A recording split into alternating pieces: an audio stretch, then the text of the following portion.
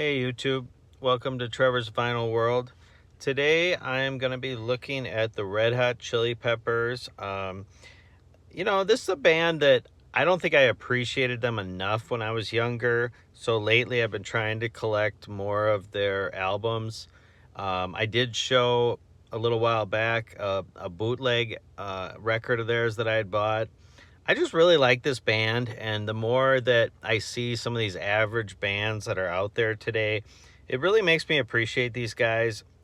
These guys have been around since 1983, and it's amazing when you think about it how some of these bands just keep going. They're still out there, they're still kicking ass.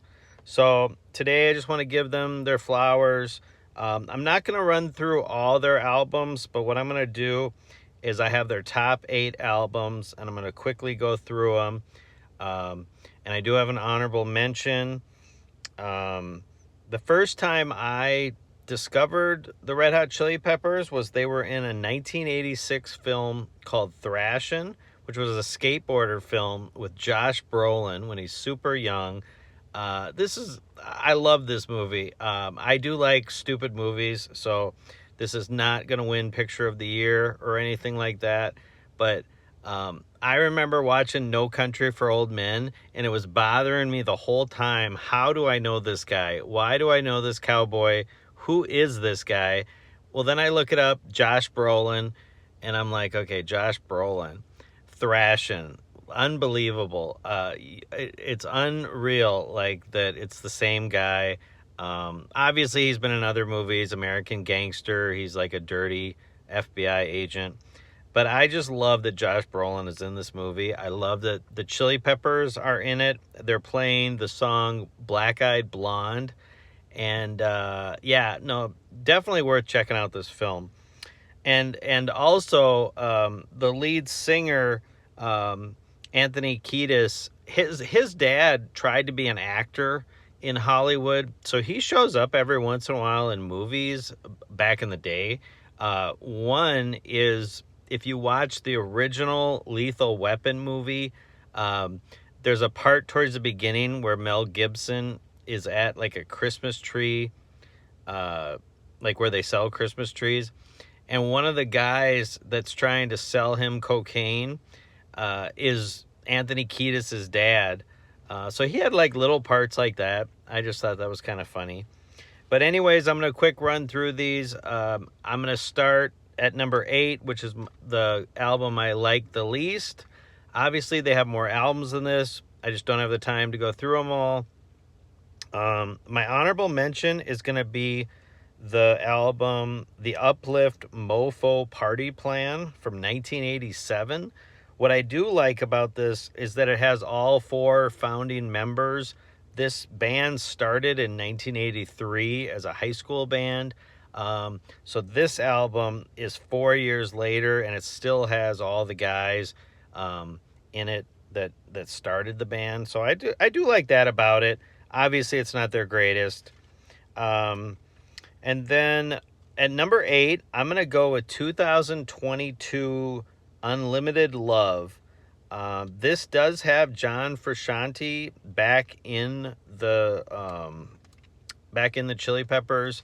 He struggled with heroin addiction, and he's in the band, out of the band. I mean, he's like a pinball. It's sad, but he's one of the most talented guitarists. So when they do have him, they're happy to have him. So yeah, number 8, 2022's Unlimited Love. Number 7, I'm going to go with 2011's I'm With You. This one does not have Frusciante. And I do like parts of it, though. It just, these aren't my favorite ones, but, it is what it is. Another interesting thing, if you want to see more footage of the Chili Peppers, there's a 1991 documentary called Funky Monks. You can look it up on YouTube, put in Red Hot Chili Peppers, Funky Monks documentary. It's showing them trying to record what would become Blood Sugar Sex Magik, and Rick Rubin is working with them The whole thing is in black and white. It's really well done. Really good footage. I recommend that to any Chili Pepper fan. Anyways, number 6, I'm going to go with 2002's By the Way.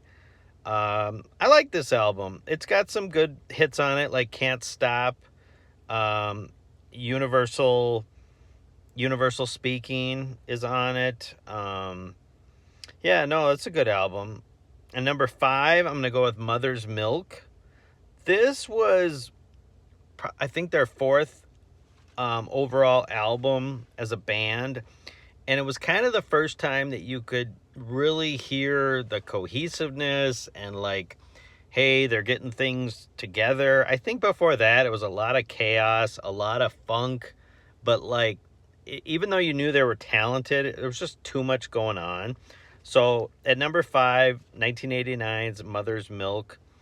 And it did have the song Higher Ground, which became like a hit for them.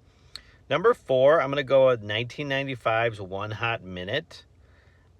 This one has Dave Navarro, who is a really good guitarist and kind of gives the Chili Peppers album here kind of a metal psychedelic feeling that I don't think any of their other albums have.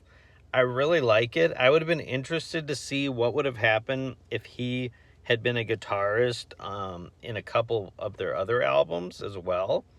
Like maybe you have for Shanti and Dave Navarro. I mean, that would have been great for a couple albums. Anyways, number 3, I'm going to go with Stadium Arcadium from...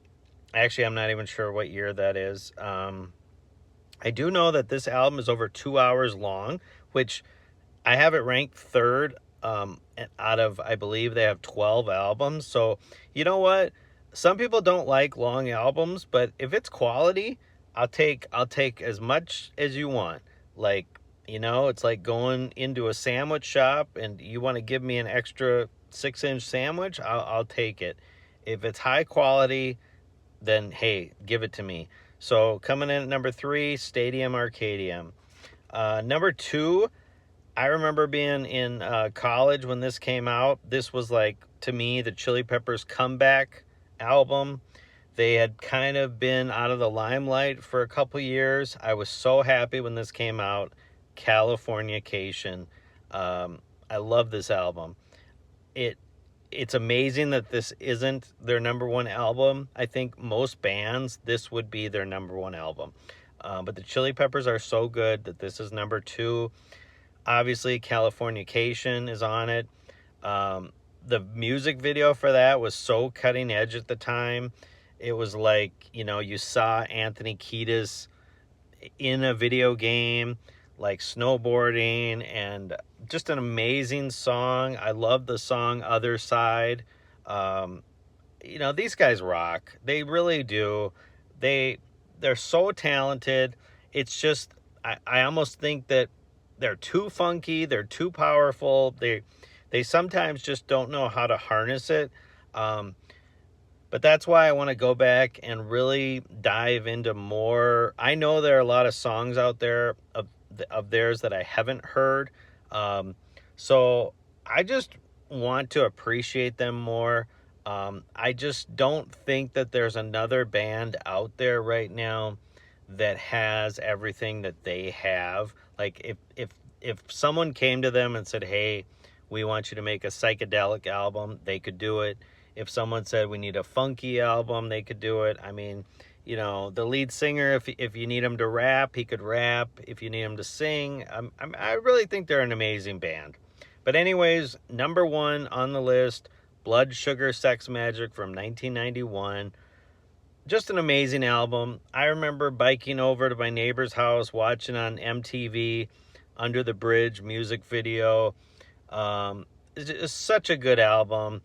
And I wish I had more time to give these guys more flowers, but I'm going to leave it at that. I love the Red Hot Chili Peppers.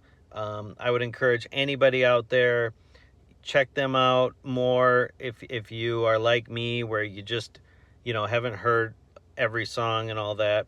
Until next time, everybody, have a good one.